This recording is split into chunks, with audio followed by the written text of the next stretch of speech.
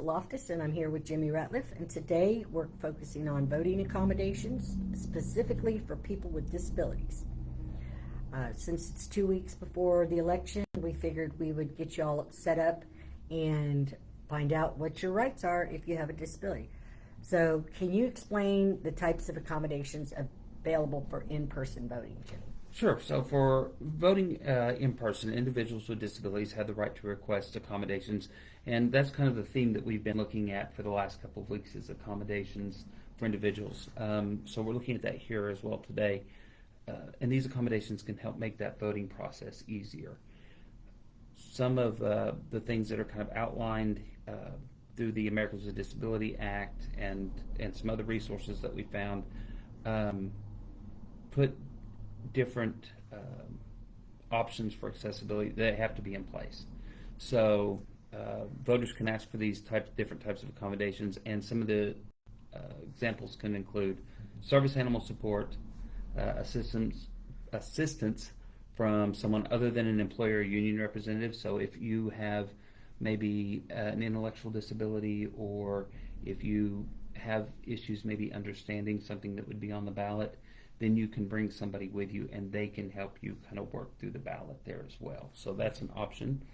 And then the standard things like handrails on the stairs, accessible parking, accessible polling area in general, and then like magnified or large print voting materials. Those are different things can be offered as well. That's helpful. What about physical spaces? Are polling places required to be accessible? Yeah, so the entrances and doorways have to be at least 32 inches wide. They have to be able to accommodate a wheelchair, and the polling places are also required to have both indoor and outdoor wheelchair accessible locations. So you have an accessible parking area, you're able to get into the polling location, and you have that accessibility both inside and outside. The whole voting experience should be something that's accessible. Okay. And for voters with visual impairments or other disabilities that might make using a standard voting equipment difficult, what kind of accommodations are there? So every polling location should have at least one accessible voting device. These devices help voters who are blind or visually impaired, or if they have other accessibility needs. So poll workers who are there working at the polls should be able to assist voters in using those devices. That's great. Okay, so what options are available if a voter's assigned polling place isn't accessible, or if they can't physically get to the poll? Okay, so polling places, like we said, should generally be accessible, but if you live in an area maybe where your polling place is not accessible, as a voter you can inquire about other options. And so you may be able to vote through curbside voting, where a poll worker would come out and they would give you the ballot and you could fill it in there at your vehicle. And then they would take it in and make sure that your vote was counted. That's curbside voting. Also, voters can request to vote in a different accessible location if that location is not accessible, but those requests really do need to be made kind of in advance, so that can be documented. And it's important for voters to contact their local election office or their state election board in advance, as I said, to discuss those needs for specific accommodations. Okay. And can you talk about the accommodations available when voting by mail? So voters with disabilities may be able to vote absentee, so they could mail in their votes, especially if their polling place is inaccessible, or they're traveling on election day, or if they just prefer to vote from home. Sometimes that can be easier. Accommodations by mail-in voting can include receiving materials, say, in alternative formats like large print or braille for individuals who have a visual disability, or even audio. There can be things that are alternate signature requirements, such as typing, and then some states even offer accessible remote ballot marking systems that allow voters to mark their ballots electronically and then print them out and mail them back to the election office. Okay. So I thank you for providing such a comprehensive insight into the voting accommodations. What final message would you like to leave our audience with? So I think that the fundamental right to vote should be accessible to everyone, and that's regardless of disability. So all individuals are encouraged to understand their rights and communicate their needs to the election officials and seek assistance from available resources when they need it. That those requests for accommodations and voicing that concern is up to the individual voter, though. So be sure that if you do have a need, that you let the workers know at the polling location or by contacting your state election board, county election board in advance. By working together, we can make sure that all of our elections are inclusive and that every citizen has an equal voice in the democracy. So one thing that we did do today was we reached out to the Washington County Election Board, because we're based in Bartlesville and we're in Washington County, Oklahoma. And we asked them what some of the accommodations that they have in place are. And so some of the things that they told us was their polling locations are all accessible.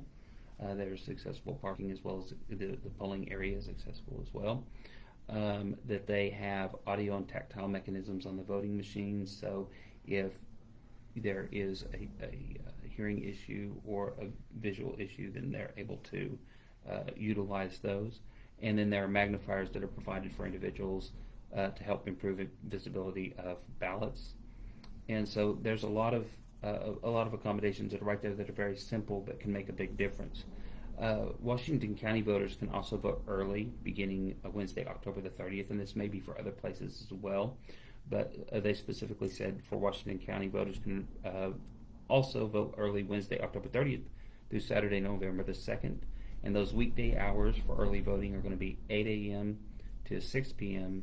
and then on Saturday from 8 a.m. to 2 p.m. And that's going to be at the Washington County Election Board here in Bartlesville on Johnstone. I believe that's the Washington County Courthouse there. I believe that's right, yes. Okay. So, Jimmy, I'm touched before we close out here. So, all individuals, regardless of their disability, they have a right to accommodations. They have a right to vote. We want everybody to vote. It's important to use your voice and to make your choice. That's part of what the United States is about. And that includes individuals with intellectual disabilities and developmental disabilities. And they do have the right to vote. And we want to make sure that everyone realizes that regardless of who you are or what your situation may be, that as long as you're registered to vote, you do have a right to vote. So we want to encourage you to get out and rock that vote and make your choices and make your voice be heard. So remember, you can learn more about your voting rights by going to thevote.gov, and there are resources about voting accommodations on ndrn.org. That's ndrn.org/voting. And we have also linked both of these sites in the video description above. If you live in Oklahoma, you can contact your county's election board to inquire about specific accommodations, which we have also linked in the description. And we just want to let you know that we're here for you to answer any questions about this live today or any other informational lives that we have done in the past. You can always call us for any of your disability needs at 918-335-1314, and our address is 1110 Southeast Frank Phillips Boulevard. And we are on Frank Phillips across from where, well, it used to be across from Boulevard Pharmacy. So if you have any questions or if you have a need that we can help you out with fulfilling, please give us a call. And usually I'm the one that answers the phone, but anybody who's here, Jimmy and I both can help you out and get you taken care of. And if we don't have the resources here, we'll find one for you. So we hope you all have a good week, and we'll talk to you next Wednesday. See you next time.